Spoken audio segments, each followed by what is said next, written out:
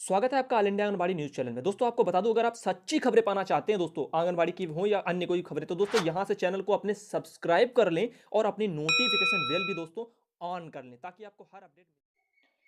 नमस्कार दोस्तों, स्वागत है आप सभी का all India anganwadi news channel की सच्ची खबरों में। यहाँ पे मैं आप लोगों के सामने आज सच्ची खबरें रखने वाला हूँ, जिसमें आप लोगों को बता दूं। सबसे पहले हम आते हैं कुछ अपनी जो चुनाव को लेकर के कुछ खबरें निकल के आ रही हैं, उनकी तरफ ले चलते हैं। उसके बाद में आते हैं अपने निदेशालय के इस लेटर की तरफ, जहां पे आप लोगों के फीडिंग के संबंध में दरअसल 2 लेटर अभी हाल ही में जारी किए गए थे। उनके बारे में आप लोगों को अवगत कराना होगा, कहां पे आपको फीडिंग करानी है, कैसे क्या करना है। तो ये वीडियो बहुत अच्छा है, आप लोग लाइक कर सकते हैं और आने वाले समय में दोस्तों इसको आप शेयर करें तो ज्यादा अच्छा होगा, क्योंकि सभी बहनों तक ये पहुंचना चाहिए।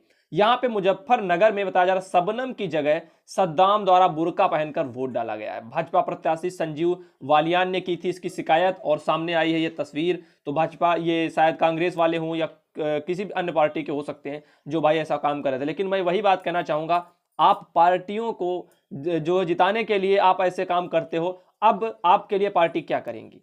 यहां पे आप ऐसा काम कोई भी ना करो जो उचित ना हो। जो अनुचित काम है उनको क्यों करते हो? ये समाज में एक बुराई की तरफ फैलते हैं, इससे पार्टी बदनाम होती है और इससे जो हमारे देश का विकास भी थमता है। क्योंकि इसी सोच को लेकर के आगे भी लोग बढ़ते रहेंगे, 4 इंसान इनको देखेंगे, वो भी यही जो है परंपरा पर शायद आगे बढ़ने की कोशिश करेंगे कि हम भी बुर्का पहन के जाएंगे और सद्दाम है और वो सबनम बन के जा रहे हैं। तो भैया, जरूरी नहीं है कि आप पार्टियों के लिए जो अपना जेंडर है वो भी चेंज कर लें, यानी कि आप लड़के हैं तो आप लड़की बनकर के वोट डालने तक पहुंच जाएं। ये एक खैर सोच की बात होती है जो इनके अंदर शायद दिखी और वहां पे ये पकड़े भी गए और इनको अब शायद खामियाजा भी भुगतना पड़ेगा। दूसरी तरफ आपको बता दूं, चुनाव में ये आपके फूल वगैरह पर ज्यादा, कमल पर ज्यादा वोट जा रहे हैं। कारण क्या है? बताया जा रहा है कि ये हाथी वगैरह पर डाल रहे थे, बसपा में वोट दे रहे थे, दरअसल जा रहा था भाजपा को। यहाँ पे आपके सामने ये तस्वीरें ये भी वायरल हो रही हैं, इसीलिए आप लोगों के सामने रखी गई। दरअसल सच्चाई मुझे नहीं पता है कि ऐसा हो रहा है या नहीं हो रहा है। पार्टियां एक दूसरे पर शिकंजा कसती हैं और उन्हीं चीजों को लेकर के शायद फोटो भी निकल रहे हो। लेकिन सच है तो न्यूज चैनलों पर तमामों पर आ रहा होगा, लोगों का कहना कि आ रहा है तो बहुत अच्छी बात है। लेकिन मैं कहना यही चाहूंगा, ये हमारे निर्वाचन आयोग के खिलाफ है और हमारा निर्वाचन आयोग इसके लिए कभी नहीं कहता कि ऐसे काम हो, और ये हमारी जनता के लिए भी सही नहीं है। ना लोकतांत्रिक देश में ऐसे लोगों को गुमराह करना ये सही होगा। तो यहाँ पे आवाज उनकी तरफ से, और लेकिन जो भी होगा, सच्चाई, भारत निर्वाचन आयोग इतना सख्त है और वो खुद ही इन चीजों को देखेगा जो गड़बड़ियां की जा रही होंगी। दरअसल एक बार और एक वीडियो वायरल हुआ था जिसमें इसी तरह से ईवीएम जो मशीनें थी वो बिना जो लाइसेंस की गाड़ी थी उसमें भर करके जा रही थी, जिसको अभी हाल ही फिलहाल में पकड़ा गया था। इन तरह की बहुत घटनाएं आती हैं, लेकिन ये बड़े बड़े चैनलों पर आपको शायद दिखाई नहीं देंगी, ये सोशल मीडिया पर ही आपको मिलेंगी और वो बातें वहीं की वहीं दबा दी जाती हैं। दरअसल चौकीदार अपनी हरकतों से बाज नहीं आएगा। ये शायद कांग्रेसियों के शब्द हो सकते हैं, बोल हो सकते हैं, लेकिन हमारे यहाँ पे चैनल पे न भाजपा न कांग्रेस कुछ नहीं चलता, सिर्फ देश का विकास चलता है और देश में जागरूकता चलती है। यहाँ पे बता दो, बूथ नंबर 16 और 2 में ईवीएम मशीन की खुली है पोल, ऐसी जानकारी आ रही है फिलहाल। और ये न्यूज चैनल वाले हैं, टीवियों की जो स्क्रीन शॉट हैं वो भी निकाल निकाल कर लोग भेज रहे हैं लोगों को। ऐसा कुछ न्यूज़पेपर, टीवी वगैरह और न्यूज़पेपरों में भी शायद आज आप लोगों को देखने को भी मिल सकता है। तो ये ईवीएम मशीन में बताया जा रहा है कि गड़बड़ी है, ये खुलासा बहुत बड़ा है। लेकिन यही गड़बड़ी को लेकर के पिछली बार कांग्रेस ने सवाल उठाए थे भाजपा सरकार पर और कहा था कि ईवीएम मशीन में घपला किया गया है, लेकिन इन चीज़ों को ठुकरा दिया गया, उनकी मानी नहीं गई, सुनी नहीं गई।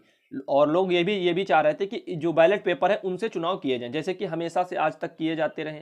अब उनसे चुनाव नहीं किए जाते, ईवीएम मशीन से किए जाते हैं। और ईवीएम मशीन में बताया जा रहा है इससे कुछ घोटाले होते हैं, तो भगवान जाने क्या हो रहा है। लेकिन मैं एक सूचना देना चाहता हूं अपने उन भाइयों के लिए, जैसे वो बुर्का पहन करके पहुंच गए, तो उन ऐसे लोगों के लिए मैं एक बात कहना चाहूंगा, जो लोग आपस में लड़ते रहते हैं, पार्टियों को लेकर के आपस में अपने व्यवहार खराब करते हैं, उनके लिए ये सूचना है कि राजनीति के चक्कर में आपसी संबंध ना खराब करें। अगर आपका कोई साथी आपसे अलग विचारधारा रखता है तो इसका कतई ये मतलब नहीं है कि विद्रोही है। मुसीबत में केवल दोस्त ही साथ देता है, नेता नहीं देते हैं। इस बात को गौर से अपने दिमाग में हर कोई बिठा के रखे। इसीलिए राजनीति पर बहस करके अपने दोस्ताना जो ताल्लुकात हैं उनको खराब कभी ना करें जीवन में। ऐसा ना हो, आप तर्क वितर्क में तो आप अपने दोस्त से जीत सकते हैं, लेकिन आपसी जो संबंध होंगे वो कहीं ना कहीं मनमुटाव आ जाएगा, आप वहां पे हार जाएंगे। तो फायदा क्या है? क्योंकि चुनाव तो दोस्तों आते ही रहेंगे हर 5 साल पे, लेकिन जो मनमुटाव इंसान के अंदर दोस्तों में बनते चले जाते हैं वो दरअसल आपके नहीं आने वाले।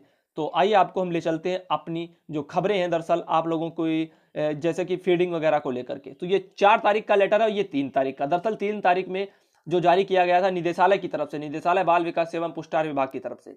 तो यहाँ पे बताया जा रहा था कि रैपिड रिपोर्टिंग जो सिस्टम है RRS, भारत सरकार के पोर्टल पर MIS फीडिंग ना किए जाने के संबंध में दरअसल ये लेटर था। और दूसरी बात, ये दोनों लेटर आपको फेसबुक पेज पर डाल दिए जाएंगे और हो सकेगा तो आपको अपने यूट्यूब चैनल पर भी पोस्ट कर दिए जाएंगे कम्युनिटी में, तो शायद आपको देखने को ये मिल भी सकते हैं। और दिनांक 2/4/2019 को भारत सरकार के साथ वीडियो कॉन्फ्रेंसिंग में संज्ञान में लाया गया कि RRS पर MIS की फीडिंग न किए जाने से जो है संपूर्ण राज्यों के साथ तुलनात्मक समीक्षा में प्रतिशत जो है अत्यंत खराब और दयनीय रहा है। मैं आपको बता दूं कि किन किन महत्वपूर्ण और आवश्यक बिंदुओं पर आप द्वारा जो फीडिंग विगत 6 माह से नहीं की गई है, जिसके परिणाम स्वरूप ग्रेडिंग में 3-4 राज्यों को छोड़कर सबसे नीचे हैं, समझ लीजिए। तो ये हालत हर जगह की है। और आज जब मैंने 75 जनपदों की एक एक करके MIS चेक की तो हतप्रभ रह गया। इस बात की पुष्टि उस समय होगी जब RRS पोर्टल पर आप स्वयं फीडिंग देखेंगे। कहने पर कार्य करने की आदत भी कभी नहीं होनी चाहिए, यानी कि जब कहा जाए तब कार्य किया जाए, बल्कि अपनी प्रेरणा व विवेक से कार्य योजना की समीक्षा और मॉनिटरिंग करते रहना चाहिए। बिल्कुल बातें सही है, एकदम सही है, इसमें कोई दो राय नहीं है। जो भी देखिए अधिकारी कह रहा है वो कुछ सोच कर ही कह रहा होगा, समाज में कुछ बदलाव है उन चीज़ों को लेकर के। लेकिन हम लोगों की जो समस्या है वो सरकार से है, नेताओं से हैं, जो मानदेय नहीं बढ़ाते, जो मानदेय बढ़ने नहीं देते हैं। और यही कारण है क्योंकि काम के बदले उनको भाई पैसा भी मिलना चाहिए जितना काम वो करते हैं। अगर वो सुचारू रूप से करें तो शायद इन योजनाओं में बढ़ चढ़ के ही बहनें जो है इतना समर्थन कर रहे हैं, आगे भी करती रहेंगी। तो पत्र के साथ MIS के वह प्रारूप जिन पर आप अपने जिले की फीडिंग करते हैं उनकी छाया प्रतियां इसीलिए भेज रहा हूं कि आप स्वयं समझ लें कि आपको किस गति से कार्य करना है। भारत सरकार ने जो 28 अप्रैल, दरअसल ये किसी एक राज्य की बात मैं यहाँ पे नहीं कर रहा हूँ, यहाँ पे हर राज्य के लिए एक तरह से सूचना है। मुख्यमंत्री जी ने की बात मैं नहीं कर रहा हूँ, प्रधानमंत्री जी की बात कर रहा हूँ। भारत सरकार की यहाँ पे बात कही जा रही है, उनकी तरफ से एक तरह से लेटर है। तो लेकिन ये लेटर जो है जारी अपने हर जगह होते हैं। ये उत्तर प्रदेश में जारी किया गया दरअसल, तो ये उत्तर प्रदेश वाले इसको अच्छे से समझ सकते हैं कि यहाँ पे ऐसे ही बहुत सी जगह ये चीज़ें थी, लेकिन यहाँ पे ये अपने उत्तर प्रदेश में लोगों को एक तरह से बातें बताई जा रही हैं, लेकिन यहाँ पे जो भारत सरकार की तरफ से वहाँ पे आपको फीडिंग करवानी है, तो फीडिंग जो है होनी है उसके बारे में भी यहाँ पे जानकारी दी हुई है। तो यहाँ पे लिखा है पत्र के साथ MIS के वह प्रारूप, ये बात मैंने आपको बता दी। और भारत सरकार ने 28 अप्रैल 2019 तक का समय दिया है। 28 अप्रैल, आज अप्रैल आपकी 12 हो चुकी है और 28 तक ही आपको कार्य वगैरह के लिए यहाँ पे समय है, जो कि अत्यधिक इसलिए नहीं है क्योंकि आपकी महत्वपूर्ण भूमिका निर्वाचन कार्य में भी है। बहुत सी बहनें BLO का कार्य कर रही हैं, इस वजह से तो ज्यादा समय नहीं है और कार्य संपन्न कराए जाने हेतु निम्न कार्रवाई अपेक्षित है। बाल विकास सेवा परियोजना अधिकारी एवं मुख्य सेविका की तुरंत एवं सम्मिलित रूप से बैठक भी बुलाएं, RRS पोर्टल पर MIS के बिंदुओं के विषय में समझाएं और किसी बाल विकास परियोजना अधिकारी द्वारा मुख्य सेविका को नोडल बना दें और आपको जब समय मिले तब इसकी समीक्षा कर लें या प्रगति देख लें। तो मैं 4 से 5 अप्रैल को आपसे इस विषय में वार्ता करूंगा। दरअसल ये 3 तारीख का लेटर डाला गया था पहले निदेशालय की तरफ से उत्तर प्रदेश में, फिर उसके बाद में 4 तारीख को भी डाला गया। वो 4 वाला भी लेटर अभी आपको हम बताऊंगा और इनका कहना है कि वार्ता करूंगा, जानूंगा कि आपने क्या कार्य योजना जो है बनाई है। आपकी सुगमता और मॉनिटरिंग को ध्यान में रखते हुए मैंने प्रत्येक जिले की प्रगति जानने हेतु निदेशालय में एक एक प्रधान व कनिष्ठ सहायक को आपसे वार्ता कराने हेतु अधिकृत किया है। और कृपया उनका नाम और फोन नंबर अपने जो सेल फोन में फीड करने का कष्ट करें और जिससे समीक्षा कार्य आसान होगा। तो शत्रुघ्न सिंह जी हमारे निदेशक, तो उनकी तरफ से लेटर हमारी बहनों के लिए कि वो भी जागरूक हों और वो जितनी जैसे लेटर निकाले जाते हैं बहनें क्या जाने, उनको जब सुपरवाइजर बहनें बताएंगे तब उन तक सूचनाएं पहुंच पाती हैं। तो ये जो कम्युनिकेशन का उनके बीच का जो सिस्टम है वो काफ़ी लंबा है और शायद उसमें ढीलापोली भी होती है। इसका एक कारण मैं आपको सीधा सीधा बता दूं, 37,000 बहनों का मानदेय रुका हुआ है। दरअसल जो वहाँ पे आपको मैंने बताया था लिंक नहीं हुए हैं, अब खाता अपडेट नहीं हुए आधार से, निदेशालय में जो कराने के लिए कहे गए थे उनमें लापरवाही हुई, तो ये सब चीज़ें चलती हैं। मैं नहीं चाहता यहाँ पे ये सब हो। जो वहाँ पे निदेशालय में कार्य होते हैं जो सच्चाई के साथ में बहनों तक पहुँचे उनके, और वहाँ से जो सूचनाएं आती हैं वो उन तक जाएं और उन पर बहनें काफ़ी अपना विचार करें और ताकि अपनी जो प्रोग्रेस उनकी रिपोर्टें रहती हैं वो आगे सजग हो सकें क्या क्या उनको करना है। शत्रुघ्न सिंह जी डायरेक्टर, उनकी तरफ से लेटर था। और आगे का जो एक लेटर है 4 का, ये भी यहाँ पे आप लोगों के सामने रख रहा हूँ और ये थोड़ा वीडियो बस लंबा हो जाएगा, लेकिन ये लेटर वगैरह जो अच्छे से पढ़ना चाहे वो भी यहाँ पे ले सकता है, डाउनलोड कर सकता है और चैनल पर पोस्ट कर दिए जाएंगे। ये 4 तारीख का लेटर जारी किया गया था दरअसल।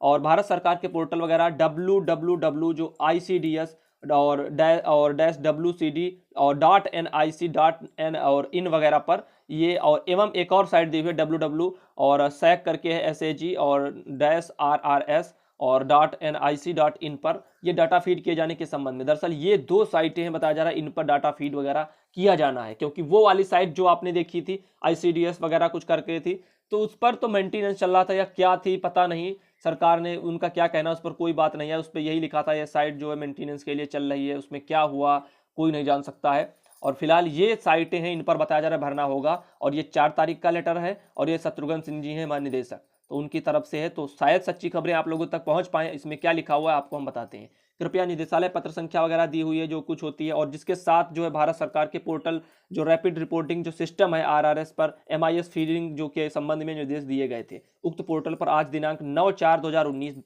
9 तारीख का दरअसल लेटर है, ये 4 तारीख का लेटर वगैरह जारी किया गया उस हिसाब से, लेकिन 9 तारीख की यहाँ पे डेट है, और ये बातें 9 तारीख की, यानी कि अभी हाल फिलहाल में लेटर निकल के आया है, तभी यहाँ तक हमारे तक कल वगैरह जो पहुँचाया गया तक जो जनपदवार हुई फीडिंग की प्रगति का विवरण पोर्टल पर आज दिनांक वगैरह जो इतनी दी हुई है, उन पत्र संख्या संलग्न भी है, और आप द्वारा की गई डाटा फीडिंग की स्थिति संतोषजनक नहीं है। संतोषजनक का यही कारण है क्योंकि बहुत सी जगह देखिए कंप्यूटर ऑपरेटर नहीं, इस चीज़ को लेकर के हमारी बहन, उनका भी एक मैसेज हमारे पास लगा हुआ है। दरअसल मुख्यमंत्री जी को उन्होंने नोटिस दिया है, मानदेय जो 37,000 बहनों का नहीं है उसके लिए माया सिंह बहन ने, और दूसरी तरफ एक तो और आवाज़ उन्होंने उठाई है डाटा फीडिंग को लेकर के कि कैसे वहाँ पे दिक्कतें होती हैं, और रिटायरमेंट को लेकर के ज़बरदस्ती उन पर ये सब कुछ किया जा रहा है, लेकिन कुछ ना कुछ देखिए हम दोनों में कमियां रह जाती हैं। अब 62 साल जिनकी एज हो गई है, लेकिन उनको रिटायर तो होना है, तभी नई भर्तियां होंगी, ये हम मानते समझते हैं क्योंकि हम जागरूक पढ़े लिखे इंसान हैं। लेकिन वही चीज़ें हैं, इन लोगों के लिए सरकार ने कुछ नहीं किया। जैसे इनको पेंशन मिलनी चाहिए थी, अब ये रिटायर होकर जाएंगी तो इनका घर का खर्च कैसे चलेगा,